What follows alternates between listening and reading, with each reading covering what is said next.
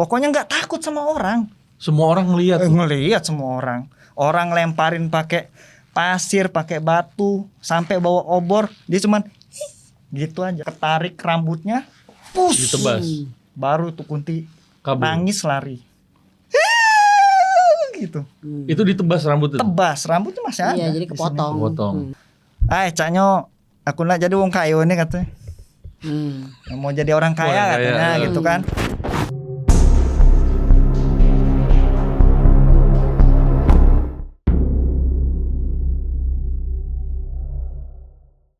Cerita kamu kembali lagi bersama saya Harsha Subandrio.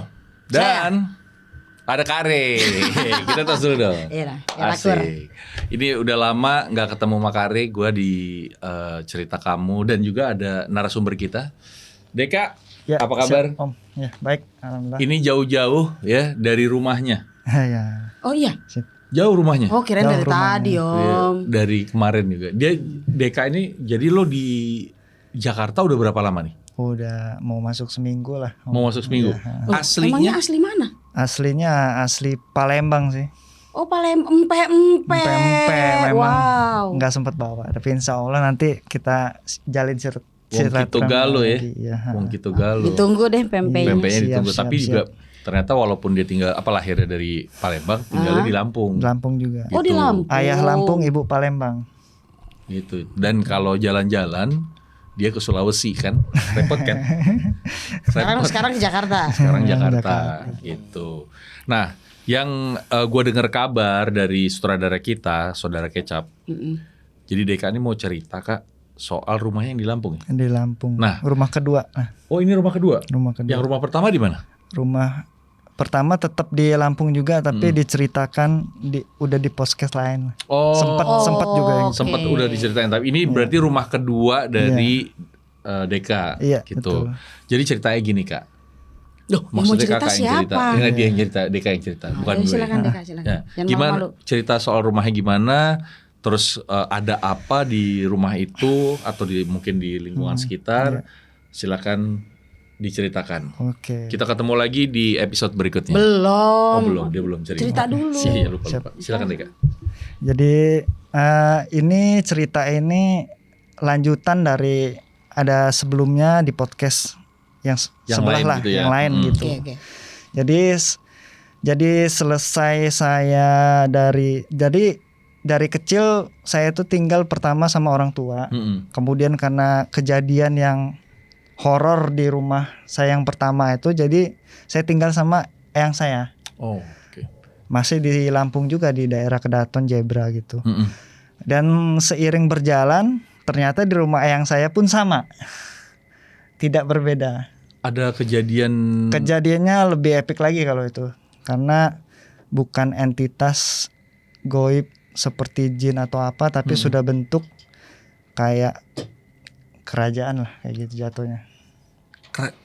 Kan biasanya kerajaan itu ada di satu wilayah. Apakah tempat tinggal itu memang dulunya kerajaan atau gimana?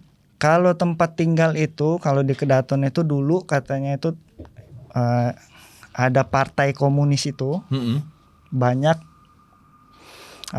meneteskan darah lah di daerah situ. Oh. Jadi kebetulan kakek saya itu kan orang Jogja, jadi Lampung Jogja. Jadi dia orang keraton, jadi kebiasaannya babat alas lah. Jadi kalau kakeknya papa saya itu dia babat alasnya di Gading Rejo, Sumodijoyo namanya gitu. Kalau kakek saya itu ada dua, Mbah Jen sama Jen Koboy sama Yosudarto. Oh. Nah kalau kakek saya nih larinya ke Kejawen.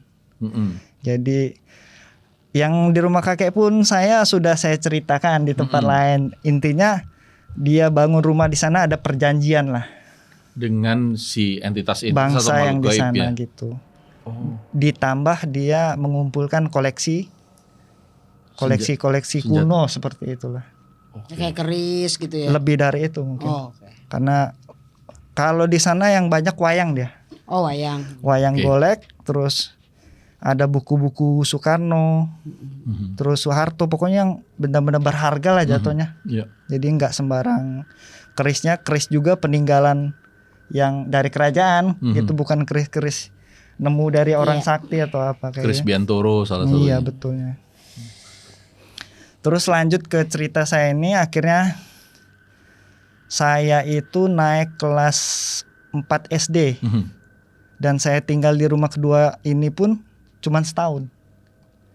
Oh, abis itu pindah lagi. Habis itu pindah lagi. Nah, selama setahun itu ada cerita di situ. Nah, selama setahun itu yang awalnya sih di rumah daerah Waikandis Lampung itu adalah ya kayak buka lahan kayak gitu Om. Ya, betul. Itu Dulu masih lahan tertutup banyak kan ya. jadi hutan. banyak hutan karet atau bambu, sungai-sungai gitu, rawa kayak gitu. Nah, kebetulan rumah yang pertama saya ini kompleknya dibuka, di belakangnya itu rawa. Jadi awal keluarga pindah di sana cuman diwanti-wanti jangan ke rawa itu. Karena ada 7 sumur yang nggak diketahuin tempatnya. Jadi 7 sumur, entah dulunya itu sebelum itu nggak ada rawa atau gimana saya nggak ngerti ya. Oh, oke. Pokoknya ada 5 sumur yang dia ada Mata airnya. bibir batas. Jadi kayak ada tembok ke Oh, atas. iya paham. Walaupun sedikit, Iya, jadi kayak nongol dari permukaan air. Nah, yang kedua ini, nah itu yang angker katanya. sisa duanya itu yang Sisa angker. duanya ini yang nggak ada bibir temboknya temboknya gitu. itu yang angker katanya. Tapi kelihatan. nggak kelihatan kalau yang dua itu. Jadi nggak ada yang tahu di mana tempatnya. sih itu? Gitu. Jadi kalau kita lewat suatu waktu bisa Wah, jeblos. Iya, Jeblos. gitu. Gitu. Ya. Makanya disarankan tidak bermain atau tidak beraktivitas di area dekat Lingkungan rawa situ. Iya, itu. Gitu. terus juga mungkin gara-gara itu dimitoskan. Jadi orang jadi oke. lebih waspada dan hati-hati di situ. Jadi singkat ceritanya ya itu udah masuk sebulan, 2 bulan aman. Sampai akhirnya bulan ketiga om saya ini main nih ke rumah saya dari Palembang, Om Oye. Kebiasaan Om Oye ini kalau pagi dia mancing di rawa itu. Oh, oke. Mancing ikan betok, gabus, mujair kayak gitu. Kalau malam dia mancing belut. Jadi di rumah itu model BTN tapi ayah saya ngambil 2. Jadi dibagi. Jadi di samping pekarangan itu memang dibikin kolam. Ada kolam lele sama kolam belut. Oke. Jadi mungkin buat nambah-nambah di sana belutnya om saya aktivitasnya kalau malam kayak gitu tuh. Nangkepin belut tuh. Pulang jam 1 ya udah dia tidur kebiasaan. Sampai itu ada 2 mingguan lah dia sana. Kebetulan yang di samping rumah pas dia ini ada 3 bersaudara, cewek semua. Yang pertama ini mengandung 8 bulan kayaknya itu. Mbak itu, Mbak itu siapa lah lupa lah gitu. Awalnya itu nggak ada kejadian apa-apa di kampung itu. Sampai akhirnya tiap malam tuh ada anak ayam. Suara anak ayam. Cuk muter-muter di depan rumah, samping rumah, gitu aja. Ada wujudnya nggak? Nah, itu yang dipertanyakan sama bapak-bapak ronda di sana. Nggak ada wujudnya. Nggak tahu kan, saya nggak tahu. Maksudnya cuman dengar cerita. Ini siapa sih yang ngingun ayam kok malam-malam dikeluarin kayak gitu kan. Pokoknya tiap jam 1 itu pasti aja kayak gitu suara. Kalau saya nggak kedengeran, warga itu pokoknya. Sampai akhirnya di hari kelima kalau nggak salah, kayak warga ini udah gerem loh. Siapa yang ngelepasin anak ayam gitu loh kalau malam. Karena di sana nggak ada yang ngingun ayam gitu. Adanya rumah yang paling besar di pojok itu Dimas, itu keluarganya petani kan, ada sawah di sana. Jadi cuman ada kerbau doang 2. Akhirnya kondisi saat itu om saya karena masih jam 12 kan dia masih ada di rawa tuh. Gitu. Ini di samping rumah ribut-ribut. Kuntilanak pakai kentongan. Ternyata di atas itu ada kuntilanak merayap di atas genteng. Itu di atas genteng rumah siapa? Atas genteng rumahnya tetangga itu. Dia tingkat 2. Merayap gini. Pokoknya nggak takut sama orang. Semua orang ngelihat. Ngelihat semua orang. Orang lemparin pakai pasir, pakai batu, sampai bawa obor, dia cuman gitu aja. Merinding aku anjir. Makanya aku sempat cerita sama Bang Radit di sini. itu kunti muda, kunti labil aku bilang. Karena nggak ada sejarahnya kunti itu berani sama orang banyak gitu. Dan ini berani, dia mungkin nggak sadar kalau dia tuh seorang kunti dan martabat kunti itu seperti apa gitu loh di mata manusia. Dia malah ditantangin. Karuan martabak enak. Iya, karena martabak mendingan. Martabak kunti. Dan itu saya masih di ruang tamu nggak boleh keluar. Pokoknya itu tuh masih kecil kan juga ya. Dengar suara aja gitu. Cekikikan malah kayak nyanyi dia. Malah happy dia. Nggak pindah-pindah situ. Sampai akhirnya omku ini suara berisik kan, jadi belutnya kan itu kan masuk semua, nggak dapat dia. Cuma dapat 3. Malam itu nggak dapat belut. Marah dia. Ada apa sih? Marah dari sana, dia kan orang Palembang ya. Ada apa? Itu kunti. Oh kunti. Langsung lari ke rumah. Itu manggil ayah saya, Mas, ada golok nggak? Dia golok, nggak tahu dia baca apa-apa, pokoknya ituin. Dengan cara Sini dia. kamu. Ketarik dong kunti itu sama dia, omku. Malah omku lari dikejar sama dia. Melayang bener. Karena merinding. Tenang. Aman. Karena ngelihat semua itu. Aku, mamaku, papaku kan keluar itu dari kan. rumah. Keluar ke halaman tengah itu. Kunti tuh ngikutin dia. Dia lari ke arah, pokoknya mau pertengahan ke rumah-rumah kosong di situ. Dia puter badan, ketarik rambutnya, ditebas. Baru tuh kunti Kabur. nangis lari. Gitu. Itu ditebas rambutnya. Tebas, rambutnya masih ada. Iya, jadi di sini. kepotong. Aku nggak tahu kejadian itu gimana, aku nggak ngerti lah. Pokoknya dia megang rambutnya segini, bener-bener rambut, dan itu wangi melati. Wangi melati. Rambutnya tapi kasar ya? Ya Bercabang. kasar. Bercabang. Nggak pernah nyala. Nggak pernah. Kasar. Nggak pernah sampo. Jadi kayak sapu iduk katanya. Iya, karena kasar banget. Sampai akhirnya digulung sama dia. Caknya aku nak jadi wong kaya nih katanya. Mau jadi orang kaya katanya gitu kan. Ya udah, akhirnya besoknya ibu pulang. Entah apa yang dia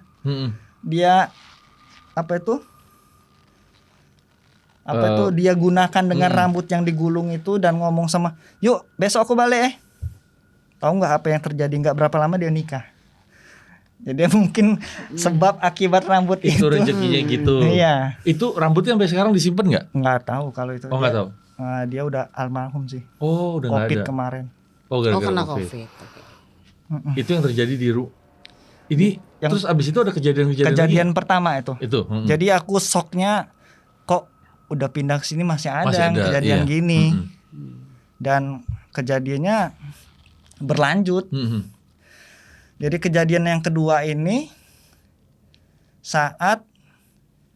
jadi tiap pagi tuh aku sama papa kalau hari Minggu tuh pasti ke Pahoman beli bubur Jakarta itu kan. Jadi habis sholat subuh berangkat jam 4:30 itu jalan naik motor Vespa dulu papa. Jadi arah rumah mau keluar itu jauh bener om. Kita harus ngelewatin jembatan dan di samping jembatan itu kuburan luas dan pohonnya gede-gede. Itu pohonnya gede-gede. Lewat sana aman. Kuburan itu ya kayak kuburan aja biasa. Cuman gelap sunyi aja. Pas pulang jam 5:30, ingat benar sore aku. Itu? Pagi. Oh, 5:30 pagi. 5:30 pagi. Masih ada kabut-kabut. Aku ngeliat di atas kuburan tuh pocong sama kunti. Banyak bener. Pada gitu-gitu? Iya. Kuntinya gini-gini. Banyak bener, sumpah. Nah kataku ya, kok bisa ngelihat lagi kataku ya. Waduh. Aku selama di motor itu dalam hati, kok bisa ngelihat lagi kataku kayak gini. Dan itu full di pohon, tiap-tiap pohon tuh ada. Gitu. Itu di area kuburan itu ya? Iya. Itu pagi-pagi kan? Pagi-pagi, pagi-pagi. Jadiannya 5:30. Akhirnya selesai makan, pulang ke rumah, selesai makan, main dong aku sama teman-teman jam 7 lewat. Aku ceritain. Jadi karena itu tuh babat alas om, jadi di sana tuh masih ada kabut sampai jam 8-9 tuh masih ada. Karena masih pohon-pohon juga pokoknya masih banyak. Pokoknya dingin lah. Pokoknya masih ini ya, banyak daun-daun asri gitu. Asri benar gitu. Jadi mungkin ayahku sana butuh ketenangan kayak gitu kan dari kota kan kayak Iya, gitu. tapi nggak tenang kalau ditunjukin gitu-gitu. Ya nggak tahu kalau Iya. itu. Jadi aku cerita sama temen, woi, lo mau tahu nggak apa yang gue lihat? Apa? Lo tahu nggak kalau pocong itu kayak mana? Loncat-loncat, pocong bisa naik pohon. Gue nggak percaya sama temanku. Wow, berlapan kami itu sama adekku, si Guntur itu, dia masih kecil, masih 4 tahun apa ikut, beda kecil.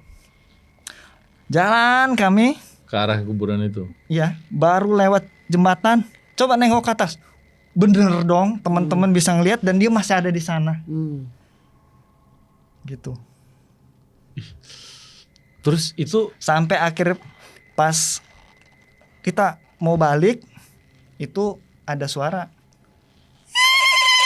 panjang. Wah, itu kabur kami. Nah adiknya Deka gimana itu? Lari, Iya. ikutan lari? Ikutan lari dipegang malah. Oh digendong. Gitu gendong. Aku nggak jadi itu, nggak jadi goes, jadi dorong. Nemenin dia. Nah, kayaknya nggak bakal ngejar ya, bener nggak ngejar. Jadi cuman di sana semua, di atas semua tetap. Tapi ada satu, kayaknya Kunti itu yang matanya tajam ngeliat aku. Jadi kayak udah kontak gitu, tuh gitu kayak udah kontak, nah ngait gitu loh. Gitu. Aku nggak tahu pertanda apa kayak mananya.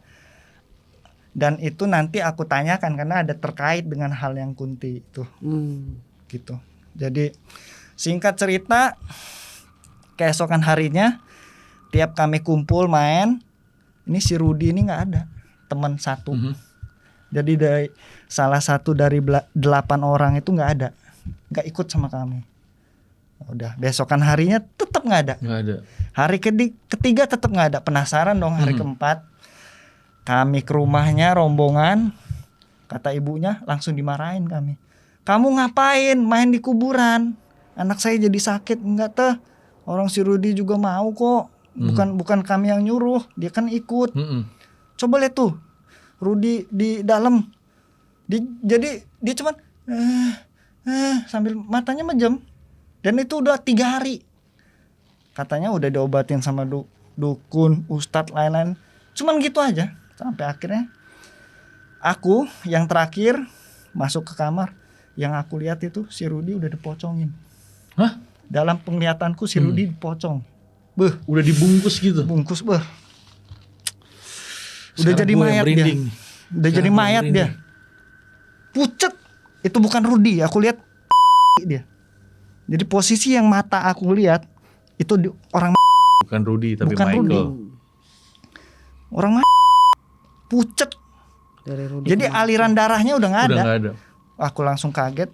Tante maaf, itu Rudi udah dipocongin tante. Gimana? Itu aku lihat udah jadi pocong. Merinding. Tapi akhirnya Rudi selamat atau enggak? Selamat itu karena mungkin tantenya nih dia orang Cirebon apa orang mana ya, langsung manggil orang sana. Katanya butuh lebih dari 5 lah yang ngobatin. Katanya sukmanya Diambil. ketanam di pohon yang di sana. Ya diambil gitu ya. Enggak, ini bukan diambil, udah jadiin tumbal. Kok Udah bisa ditanam. Kok bisa si Tahu Rudi? ditanam nggak? Iya tahu. Kok bisa si Rudi yang ditumbalin? Nanti itu kelang jauh lagi. Mhm. Saat aku mau pindah ke Kota Agung itu. Jadi kelas 5, udah setahun pokoknya. Sampai akhirnya kan, jadi kita loncat dulu ya untuk itu. Jadi ternyata Rudi itu apa tadi Om yang ditanyain? Ini kok bisa si Rudi ada apa? Oh, iya. Kena sampai Nah, dia di sukmanya ditanam. Jadi dia tuh ngomong ditumbalkan gitu. Rudi itu orang yang paling gede badannya di sana. Mungkin orang bisa juga mungkin ya, jadi sompral ya. Jadi dia ngeludah sambil ngomong kotor lah. Nunjuk, dan dia tuh nunjuk. Kayak malah Rudi yang Kayak marah. nantangin gitu ya. Malah Rudi yang marah gitu. Padahal masih kecil loh kami. Tapi cuman dia yang paling berani. Jadi sini loh dasar pocong gini. Loncat aja nggak bisa, jatuh loh. Mungkin ngomong kayak gitulah. Kok intinya sakit hati lah itu. Pocong bisa pocong sakit hati. Pocong juga sakit Wah, hati. Pocong karena juga sakit hati. kejadian aku yang itu pocong hampir nyium aku juga, pernah. Ada juga. Ada juga. Pocong tapi, kasmaran. wah ngeri kalau Poran tuh, poran. bahas Pocong pocong tuh kasmaran. ngeri Om gitu. Jadi ya itu kejadian kedua ya. Nah, yang kejadian yang ketiga ini masih seputar itu. Jadi si Dimas itu kan aku kan sempat Yang rumahnya ngomong gede kan, itu tadi yang petani. dia ada kebo 2 sepasang. Ini ada anak kebo 3. Itu dimaling orang. Ada maling lah situ. Laki-laki. Ya umur kayaknya 30-40 lah dulu itu. Ketangkep di sana, dimasak lah. Dimasukin ban, diikat di itu. Buset. Tahu kan kejadiannya Tahu. kayak gitu. Jadi bib yang panas lah kayak gitu. Nah, intinya gitu. Dan kuburnya ya asal-asalan aja karena saking Orang pada marah gitu ya. bencinya gitu. Gitu. Jadi bukan habis dari situ aja cerita, ternyata si maling ini jadi pocong keliling. Hah? Di kampung itu 40 hari. Jadi selama 40 hari dia ngantuin, tolong bukain talinya. Ke seluruh rumah, Gentayangan lah istilahnya. ke seluruh rumah. Dia ada kegiatan fisik nggak dari si pocong itu? Apakah dia ngetok pintu? Apakah oh gitu? Ngetok pintu dulu. Pakai kepala sih kalau aslinya sih pakai kepala gitu. Pakai Benjol kepala. dong ya. Sini nyala Gue suara tanda. Iya, kalau bunyinya nggak tok tok, kalau bunyinya duk duk, ini si Poci nih. Udah nggak usah bukain. Ya, bunyinya itu benar kata Om, bunyinya gini kalau ngetoknya. 3 kali aja cepet. gitu lagi. Atau dia gini, ngeluarin tangan cepet, tangan masukin Ya, lagi. mungkin kayak gitu. Jadi pokoknya keliling. Jadi setiap Selama 40 hari. bapak-bapak kumpul itu yang dibahas itu, ibu-ibu kumpul dibahas itu. Jadi akhirnya Viral. ditiadakanlah sholat Isya di sana waktu itu. Apa hubungannya? Maksud Isa berjamaah. Iya, di iya, masjid dari itu rumah masing-masing pokoknya nggak aja ada, gitu pokoknya ya. jam 9 itu nggak ada aktivitas. Selama 40 hari itu nggak ada aktivitas. Akhirnya kesel dong kami gitu. Masa yang biasanya kami untuk main itu di jam malam, jadi habis pulang ngaji, kami pasti main gitu, main sarung, main apa. Ini nggak ada tuh. Ini nggak ada gara-gara itu. Dan aku Dimas itu ngeyel orangnya. Masa di kampung sendiri. Takut kan cuman di sekitar ini aja, jarak rumahnya kan deket-deket juga, iya. nggak kejauh-jauh kita. Jadi akhirnya ngomong lah sama Pak Ustadz. Jadi yang sholat itu cuman Pak Ustadz itu sendiri Di masjid? tempatku, di masjid. Kalau malam itu jam 9. Sampai akhirnya aktivitas itu bertahan sampai 3 hari. Wah seneng lah kita. Pas hari keempat ngide lagi nih si Dimas nih, bukan aku, tapi kalau ini kita ronda yuk, kita buktiin pocong kelilingnya ada nggak. Wah itu sih omongan yang nyesel sih aku ngikutin saat itu. Ternyata ada. Jadi kejadiannya itu, jadi di pos Kambling itu memang di depannya itu ada lapangan poli. Sampingnya ada 2 pohon sirsak sama pohon ceri. Jadi biasanya kami kalau itu bagi tugas lah, itu bertujuh.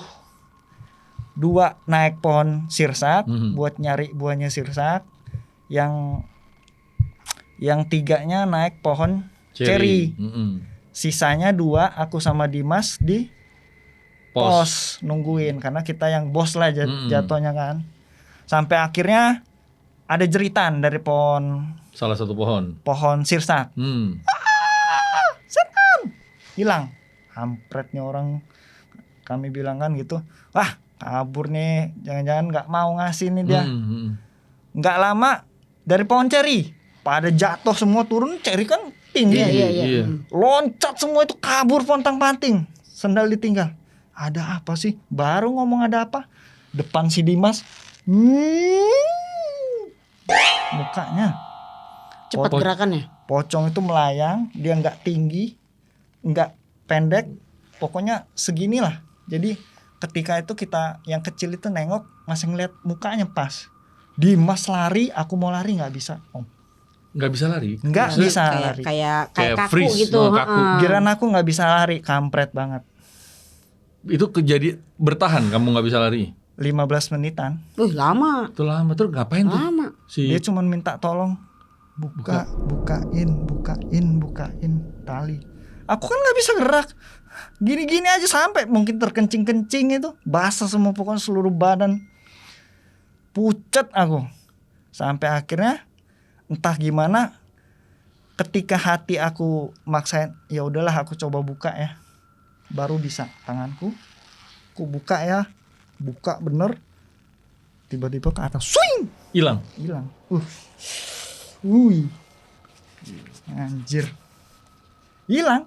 Jadi yang wujud padatnya cuma muka. Setelahnya itu kayak bayangan transparan. Iya, kayak asap gitu kan. Nah, asap bener. Yang tinggal di sana cuman kain kapan selembar panjang sama tali pocong yang ada di tangan aku.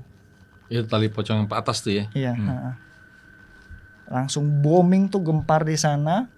Ibuku malah marah-marahin aku, kamu malah main sama pocong. Lah gila. Orang kita ketemu pocong kok dibilang main sama pocong. Terus akhirnya yang kain kapannya itu dilipet sama Pak Ustadznya. Dan memang aku nggak ngerti ya. Ketika kita nyimpen barang-barang goib kayak gitu, kalau yang di kejadian aku beruntung. Jadi nggak berapa lama dia bisa beli rumah. Yang awalnya ngontrak langsung beli rumah tuh Pak Ustadz. Karena nyimpen si kain kafan. Kan kamu juga kalau tali pocong itu di aku. Disimpan. Jadi waktu itu Pak Ustadznya bilang, nih jangan, itu milik kamu katanya. Itu udah punya hak kamu katanya. Kalau talinya, karena tangan kamu udah megang itu, auranya nggak bisa lepas. Tapi ya karena ibuku takut, entah dia simpen di mana, hilang, nggak ketemu lagi. Wah, segini talinya. Nah, segini talinya. Itu tali yang kayak buat emang ngebungkus jenazah kan, buat ngikat itu kan. Jadi talinya udah dijahit, tali yang jahit, bukan cuman kain dipotong selembar tipis, bukan, udah tebal. Kain yang udah rapi. Bener-bener udah khusus jahitan mayat kayak gitu. Pak Ustadznya sampai sekarang masih ada? Apa udah nggak ada juga? Wah, udah nggak pernah ketemu? Jauh banget itu. Pokoknya intinya di situ dia udah bisa beli rumah, istrinya nambah? Enggak. Oh enggak. Istrinya maksudnya punya warung lah kayak gitu. Pokoknya punya usaha jadinya. Kehidupannya cepet lah kayak gitu. Aku nggak tahu ada efek apa dari yang benda-benda kayak gitu, karena omku kan habis dari rambut dia nikah. Ini ada dapat kayak gitu. Nah ini sebelum dilanjutin ceritanya Deka, Kak, emang bisa kayak begitu Kak? Ya sebenarnya bisa aja.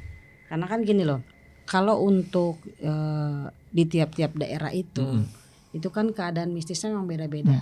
Kembali lagi tergantung kepercayaan dari masyarakat setempat, gitu. Itu kebentuknya di situ. Dan ditambah lagi zaman itu kan tahun berapa tuh waktu itu?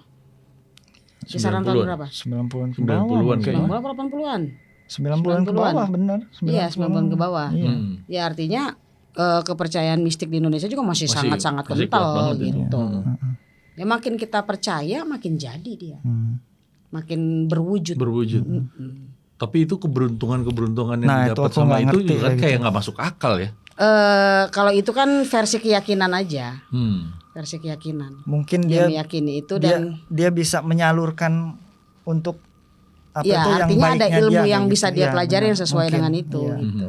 Tapi kalau cuma nyimpen aja kayaknya nggak mungkin. Nggak mungkin. Gitu. Ya, ada yang dia pelajari. Iya. Pasti ya. Gitu. Karena kalau dari cerita omku kan setelah dia megang itu kayak di otaknya udah ada jawaban buat dia. Makanya dia, yuk, yang sebelumnya kami pikir itu berbulan-bulan di sana sekali nyari kerja, ternyata dari sana dia langsung, ayo besok aku langsung pulang yuk, gitu kan. Habis itu nikah. Nah, enggak lama nikah, kayak gitu. Udah ada ilmu yang dia pelajari sebelumnya. Mungkin ya. Dia udah tahu gitu. Ya harus kan? bagaimana. Buktinya dia megang si golok itu, omnya si Iya, Deka, bener.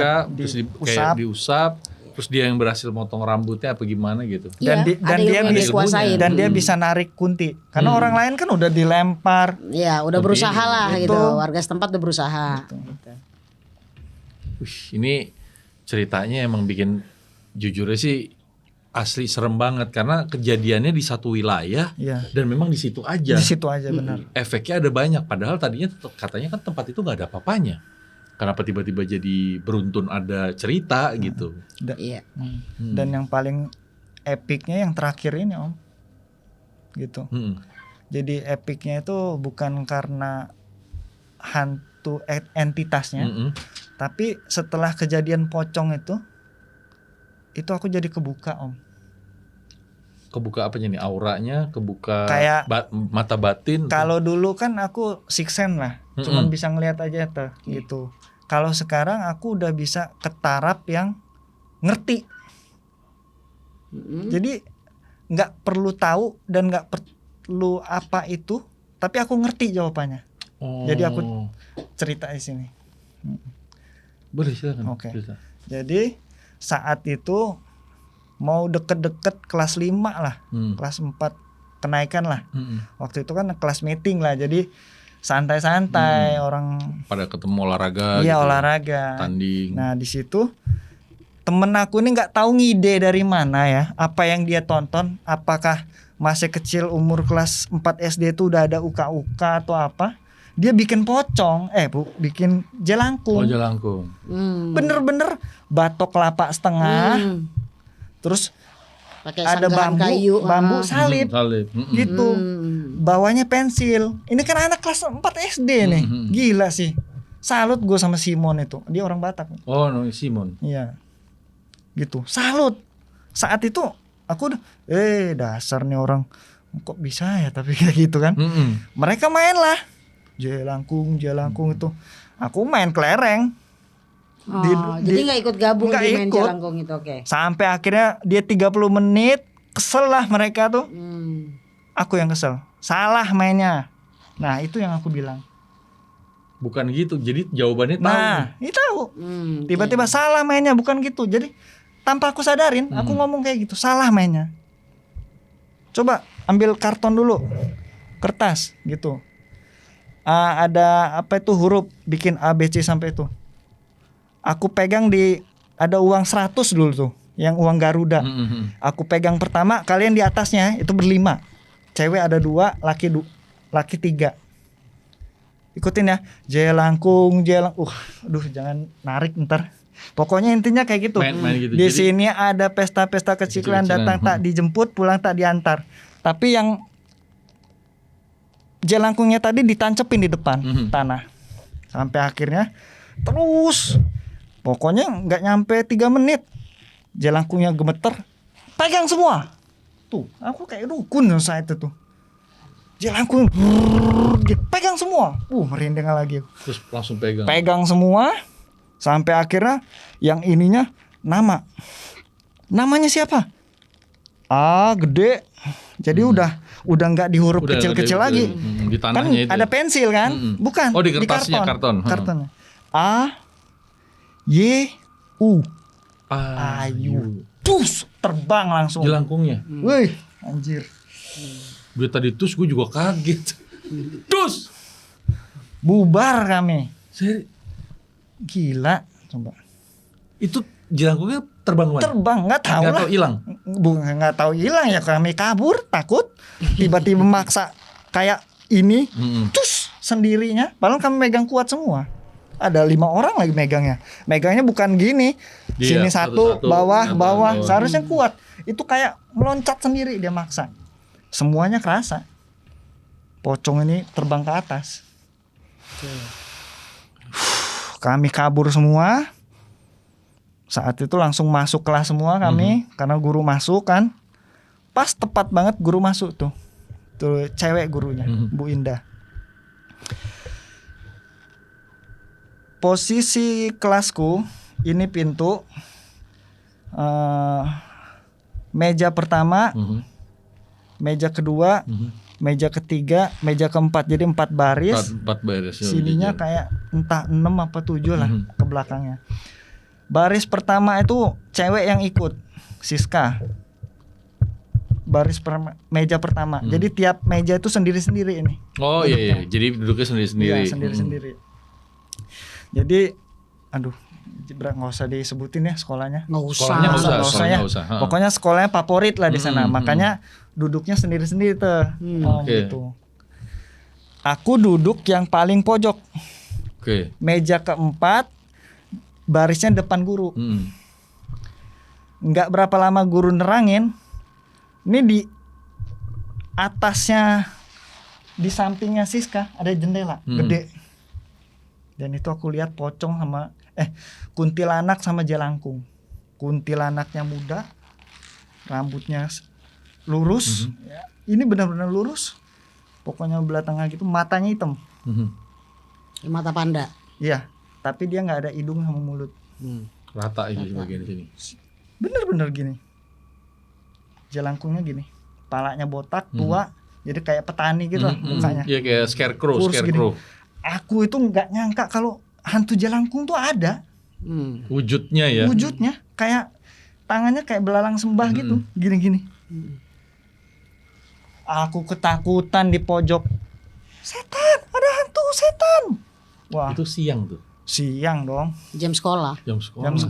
Jam 10-an ke atas kan abis kelas meeting. Astaga. Guru di sana, kamu kenapa katanya.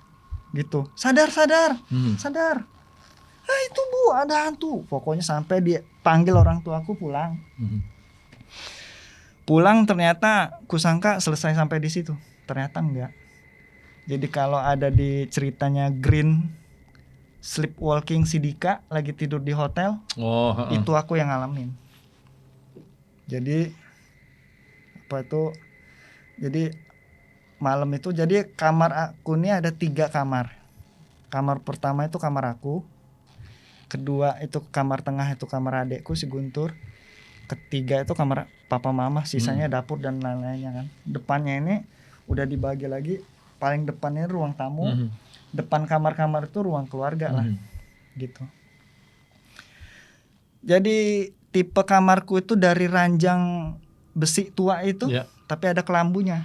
Ya kayak zaman dulu. Nah, aku inget bener itu jam 11 mau ke jam 12 itu. Karena selalu ada jam banyak kalau di rumahku itu. Ada jam di dinding, ada jam yang kecil buat beker gitu ya. Beker gitu zaman dulu yang dari kaleng, jadi suaranya nyaring banget itu buat bangun tidur. Itu ada yang manggil nama khususnya aku. Jadi nama depannya aku itu ya kalau itu cuman disebut sama keluarga aku sendiri. Nama panggilan keluarga ya. Ntar di bip ya omnya. Namaku kan Deka. Jadi biasa yang teman-teman itu nama Deka. Pokoknya kalau nama dipanggil nama depannya, kalau yang nggak deket aku risih. Pengennya marah, pengen apa, jadi nggak suka aja lah dipanggil nama yang panggilan itu. Nama, dan itu aku dipanggil itu dong, nama panggilan keluarga itu. Perempuan laki? Perempuan, halus suaranya. Sampai akhirnya aku bangun dari tidur, duduk gini, buka gitu, buka kelambu, jalan itu kayak bukan aku. Pintu itu udah kebuka, pintu depan. Udah nyampe halaman tengah, samping kanan kiri taman-taman, karena mamaku suka taman. Anggrek, melati, terus mawar, macam-macam bonsai gitu. Baru mau buka pagar depan, itu emang sengaja dibikin lorong kecil gini, jadi bagus gitu. Baru mau buka, mamaku keluar. Kamu mau kemana? Sambil dipeluk aku. Baru aku sadar, lah kok di luar mah? Iya, kamu dipanggil-panggil kok kamu nyelonong aja keluar. Katanya aku lari gitu. Padahal aku yang ngerasain itu kayak aku jalan pelan aja, duduknya aja gini pelan. Katanya itu aku lari, bangun tidur langsung lari, buka pintu, aku lari, nyelonong. Makanya keluarga dengar kali buka pintu. Itu kejadian berulang apa itu doang? Abis malam itu, pokoknya abis malam yang main jelangkung itu Om. Besoknya enggak, langsung dipanggil Pak Ustadz. Langsung Pak Ustadznya datang ke rumah, terus dia bilang, malam ini juga harus dibawa ke kuburan. Kuburan yang di dekat sekolah katanya. Harus dibalikin. Jadi ada yang ikut. Ada yang ceweknya nih ngikut. Yang nama yang Ayu. manggil Tapi nanti di bip ya Om. Iya, tadi bip ya. Bip gitu. Tadi bip. Gitu. Terus mamaku ini nggak mau. Ini kan masih kecil, masa diajarin klinik-klinik kayak gitu. Walaupun ditemenin kayak gitu kan. Gitu. Tapi memang syaratnya aku harus buang kaos dalam sama celana dalam di sana di kuburan itu langsung dibakar. Entah apa yang gitu nggak ngerti lah. Syaratnya begitu. Syarat. Mamaku nggak mau. Palingan besok. Pokoknya abis selesai Pak Ustadz bacain, palingan besok itu nih nggak kenapa-napa. Ternyata salah dugaan mamaku. Kejadian sama juga. Kejadian lagi. Kejadian. Jadi ini dua kali. Berulang. Dan ini lebih parah. Jadi yang abis dia manggil, dia udah ada di depan pintu kamarku. Cewek Ayu itu. Dengan posisi yang sama, tapi dia udah ada hidung dan sama mulutnya. Oh, udah lengkap nih sekarang Udah ya. lengkap. Aku dituntun sama dia. Baru mau buka pintu depan, mamaku keluar. Aduh, ini anak bener nggak bisa Pak gitu. Panggilin Pak Ustadz. Udah, akhirnya malam itu juga kami berempat Ke kuburan. tuh. Adekku yang si Guntur ditinggal dikunci di rumah. Habis kejadian itu udah Dibakar tuh. Jadi benar. kaos dalam sama Kaos celana dalam dalam itu dibakar. Yang malam itu. Dan ternyata itu ngepek. Besok-besoknya di sekolah aku yang aman, ternyata sekolahnya angker. Baru tahu kalau itu sekolah tuh dulu bekas sekolah rumah sakit Belanda. Oh, emang dari dulu begitu ya Kak ya? Ada beberapa rumah sakit yang zaman Belanda dipakai sebagai rumah sakit, sesudah eranya berubah dijadiin sekolah gitu. Iya. Jadi kejadiannya ada 2 di situ. Jadi kejadiannya Om, jadi abis itu ingat bener pelajaran agama lah. Jadi posisinya musola itu di atas, tempat wudhu di atas, turun ke bawah itu lorong, mau ke arah rumah kepala sekolah.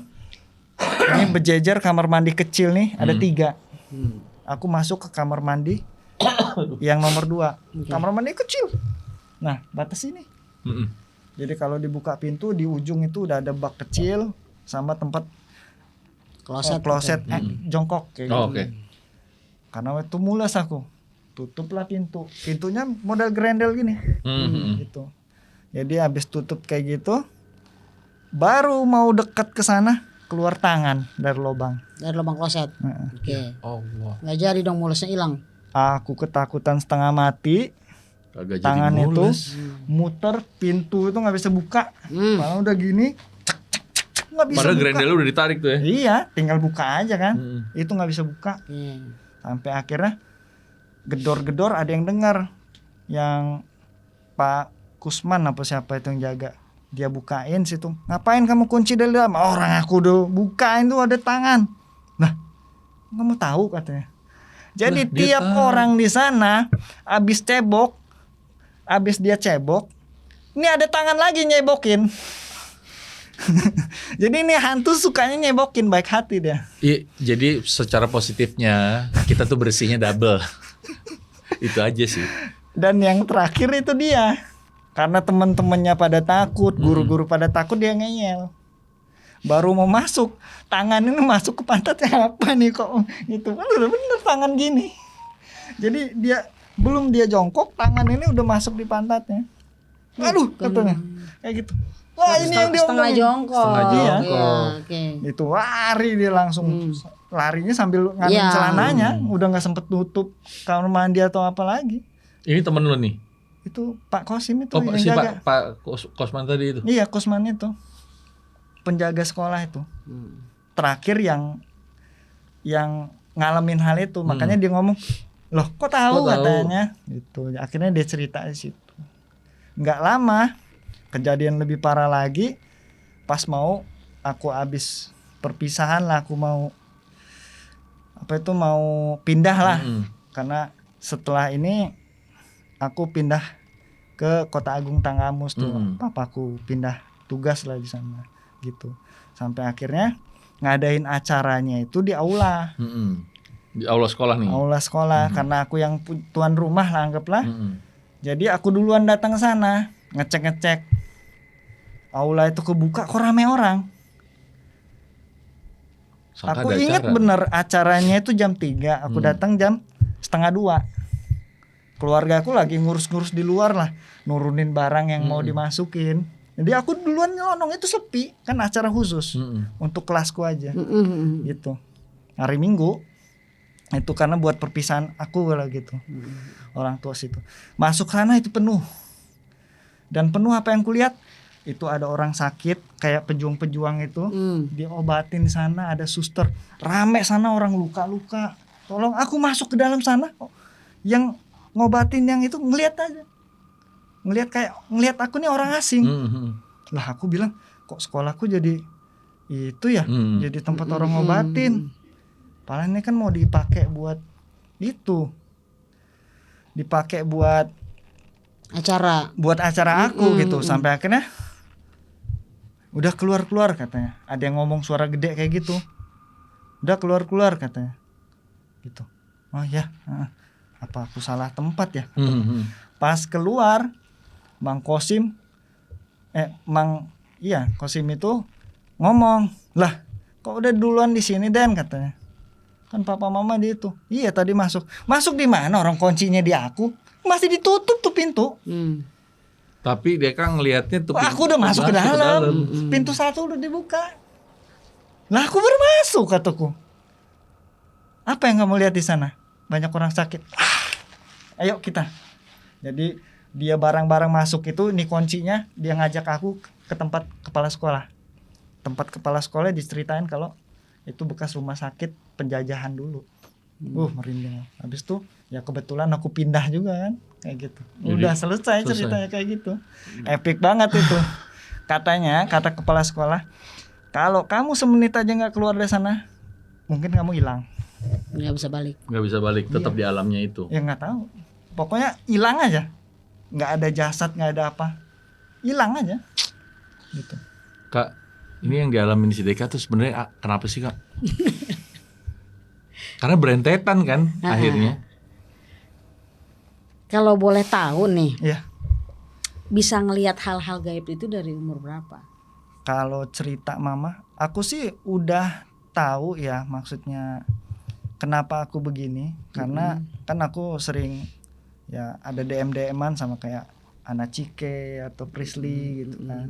Jadi ada 3 hal yang bisa ngebuat orang tuh bisa ngelihat mata batin. Yang pertama bersentuhan sama gaib, sama kayak aku. Yang kedua masih kecilnya itu ya. Yang kedua itu keluarganya atau apa ada keturunan. Jadi misalnya siapapun yang bisa ngelihat pasti entah cicitnya, cucunya pasti bisa. Dan yang aku cerita di keluargaku ada 3 yang bisa ngelihat. Aku, Ayuku, sama si Yosi ini udah tingkatannya indigo. Karena dari kecil itu dia udah bisa ngeramal. Oke. Gitu si Yosi ini. Ini temen ya Yosi ya? Saudara kan? Oke. Nah, gitu. Sepupu ya? Iya sepupu. Yang ketiga itu ngilmu. Jadi misalnya keluargamu ada yang mengamalkan sesuatu, itu salah satunya pasti ada ketempelan juga atau apa kayak gitu lah. Iya. Karena kakekku kan ku bilang kejawen dari Jogja. Gitu. Iya. Dan semua ketiga hal ini udah nempel di aku. Jadi kata mamaku, pertama aku ngelihat hantu itu waktu dia mutusin pindah dari rumah kakekku. Mutusin mandiri ya pindah ke rumah baru itu. Katanya bayi aku di umur 4 bulan apa 6 bulan. 4 bulan kayaknya. Itu jadi kamarku ini ada kaca gede yang manual ditarik itu bisa ngelihat bulan. Skylight gitu lah ya. Jadi nama juga orang seni mungkin ya kakekku. Jadi dia ada perpustakaan sendiri, barang-barang ada naruh. Jadi kamar khusus untuk papa mamaku dibikinin yang keren kayak gitu, mungkin buat honeymoon dia ngelihat bulan atau apa. Jadi di kaca itu ada kuntilanak ngelewein aku sampai mataku nih apa ya? belok kayak gini, makanya mataku besar ini karena dulu apa itu Melotot gitu. ngeliat ke atas itu. Iya, sampai akhirnya karena kejadian itu mamaku mutusin pindah dari rumah kakekku itu. Ada pindah ke rumah Jadi sendiri gitu ya. intinya ya kejadian itu 3 itu udah aku alamin tuh gitu tuh. Dan yang aku mau tanya sebenarnya kesini juga sama tante tuh, ini aku pernah ngalamin 3 hal, aku nih dicekek setan terus. Jadi tiap setan ketemu aku pengen nyekek, pengen bunuh. Oke. Itu nasibku, makanya sampai sebelum sekarang ini aku paling benci lah ngomongin horor kayak ini. Karena kejadian kecilku itu bikin aku menderita banget, bikin trauma dan nggak pengen ngungkap lah cerita-ceritaku, sampai akhirnya ya ada jalurnya lah, aku jadi kepengen lah gitu. Ya, jadi kalau yang gue lihat nih, Ya, ada memang dari salah satu pengikut kakeknya dulu itu yang memang ngikutin dia sekarang. Ngikutin Deka sampai sekarang. Memang dari kecil itu ngikutin. Sosoknya tuh laki-laki terus dikurus. Gitu. Nah, ketajamannya itu ya sumbernya dari situ awalnya. Nah, ketika beranjak udah mulai agak ngerti, agak paham dan sebagainya, ada juga nih wiridan-wiridannya. Iya kalau kan. ya karena kan sempet ditutup Om. Jadi Agak sulit sih. mending kalau kamu lari ke agama aja kan dulu tuh. Jadi ya udah kayak gitu. ditutup agak sulit karena dia masih ada celah. Iya. Tetap masih bisa lihat kan? Tapi sempet yang ku bilang yang kejadian yang sebelum kita di belakang ini briefing cerita tentang kuti gemuk itu. Nah itu tuh kejadian awal kok timbul lagi. Yang aslinya itu udah ketutup. Aku nggak ngelihat. Tapi memang nggak bisa ditutup kan Kak sebenarnya kayak rapat gitu-gituan. banget Nggak bisa kan. Nggak bisa. Makanya tetap ada Jadi celah yang tadi lo bilang. sebenarnya ditutup pun nanggung. Mendingan dipelajarin sekalian, bisa menguasai, jadi bisa handle. Gitu. Dan efeknya setelah kebuka makin buka banget, luas banget. Sampai sekarang. Jadi ngerti. Kalau sekarang bisa diomong itu tergantung energi makhluk itu sekarang tuh. Jadi kalau aku tuh udah jelasin lagi kenapa orang yang bisa ngelihat itu bisa ngelihat makhluk tersebut. Yang pertama ada orang yang punya kemampuan dia bisa milih untuk melihat makhluk. Saya mau ngelihat yang ini aja. Ada yang kedua itu kayak mbakku. Jadi dia seluruh makhluk itu bisa dilihat. Yang ketiga itu kayak aku, makhluk yang memilih dirinya untuk melihatkan kepadaku. Memperlihatkan aku cerita wujudnya. kayak gitu kenapa? Karena kejadian yang aku alami ini kan satu-satu dari dulu tuh. Di rumah aku yang pertama itu kejadian ada 3 kejadian, ada 3 makhluk lah di sana. Tapi nggak semuanya langsung nongol. Satu dulu, satu hilang. Nah, ada lagi. Ternyata. Jadi mereka yang memilih aku untuk menunjukkan kayak gitu. Seperti itu. Oke. Jadi harusnya sebaiknya diapain si Deka nih Kak? Enggak, sebenarnya nggak perlu diapa-apain. Hidup seperti biasa aja. Selama bisa dikendalikan, bisa dikuasai, itu sebenarnya no problem. Gitu. Tinggal bagaimana keinginan dari dasar Diri hatinya sendiri. Deka sendiri. Karena yang tahu persis kan Deka nih yang ngerasain entah itu Ngejalanin. kesenangannya, entah itu kesulitannya. Deka sendiri yang paham gitu. Cuma kalau untuk kemampuan gitu sebaiknya ada gurunya. Supaya jangan lost control nih. Karena kita kan ada perjalanan di mana kita harus ngerem gitu loh. Ada di mana kita harus ngegas. Nah, itunya harus balance itulah ya. yang arahan-arahannya kita bisa dapat dari guru gitu kan. Yang terkadang memang Cari nggak yang bisa tepat. dipelajari sendiri, nggak bisa Nggak tuh bisa, Kak. kadang kita lost control karena pada dasarnya kan kita manusia itu kan ada nafsu, emosi, amarah. Itu kalau kita nggak bisa kendalikan, disikat semua habis sudah. Ya kan? Ujung-ujungnya malah mungkin bisa merugikan kita. Nah, supaya nggak merugikan ya, kita tetap seperti Kak Re bilang, jadi harus dipelajari dengan seseorang yang memang sudah ahlinya. Iya. Udah bisa nih gitu. Jangan sampai kita pelajarin sendiri bablas nanti gitu. Nah, gue mau nanya nih sama Deka. Iya. Di studio ini ada ngerasain apa? Kalau di kamar mandi ada melati sih, cewek Kamar yang mandi. aduh, Kamar mandi sini ya. iya. Kalau di studio ini? Ya, di belakangku ini Mm-mm. ini lagi ada 2 orang nih, Mm-mm. gitu. Coba diperhatiin baik-baik. Gitu. Enggak sih, enggak pengen sih. Rambutnya gimbal satu, Mm-mm. gitu. Satu gimbal. Cowok sih. Dua-duanya cowok. Nggak tahu yang satu ini kayak bentuk binatang nih, Oh, oke. gitu. Itu binatang. Hmm. Bisa dirasain nggak? Hah? Jaraknya berapa meter di belakang kamu? Ya udah mau masuk ini, Hah? udah mau masuk, Nah, gitu. Kamu bisa nahan kan supaya mereka nggak masuk kan?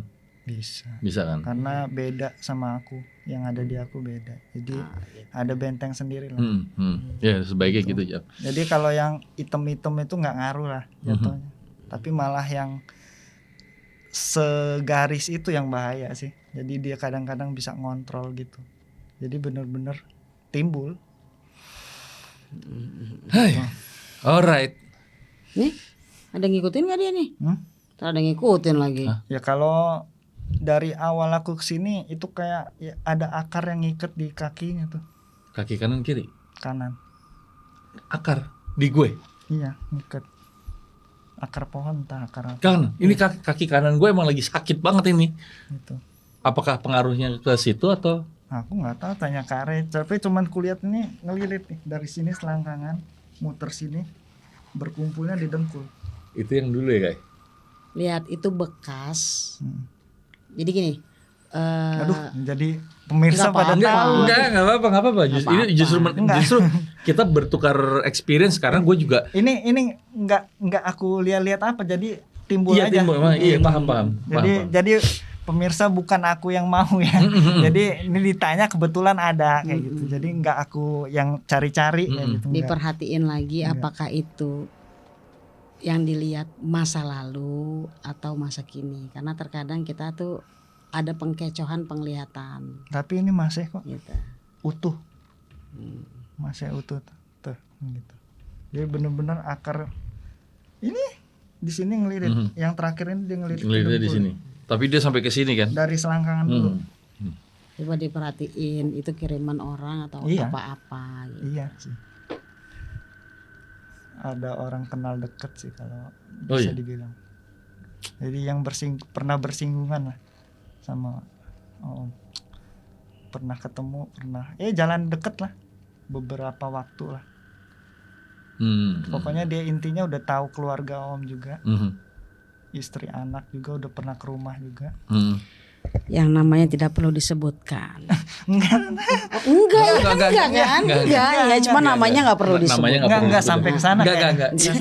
Itu ini yang obrolan tadi Kak Re itu yang tahu tuh hanya gue sama Kak Re. Iya. Jadi pada saat dia ngomong gitu gue tahu siapa yang dia maksud. Enggak Gitu. ini Tapi nggak apa-apa. aku senang. Jadi ada yang nyetop aku buat masuk gitu. Kan aku nih jalan-jalan aja dari tadi kan. Tapi untung Tante Re ngomongin jadi aku sadar lagi ya. Tangannya dingin.